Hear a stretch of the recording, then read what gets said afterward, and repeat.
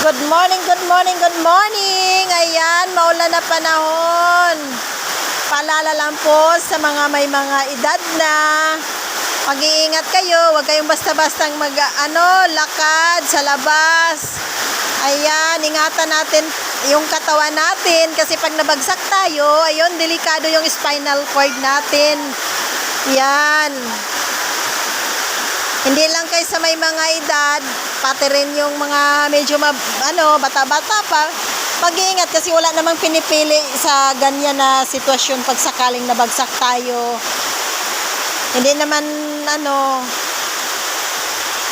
bata or matanda, basta iingatan talaga yung yung mabagsak tayo kasi ang pinakadelikado yung spinal cord natin pag mabagsak tayo. Yun, nakakalumpo yun. Ayun.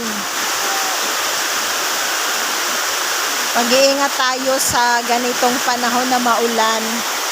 Kaya wag tayong basta-bastang maglakad. Wag basta-bastang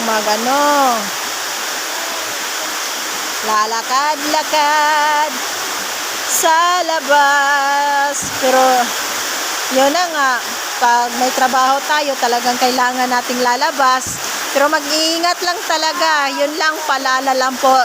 Thank you for watching and God bless sa lahat.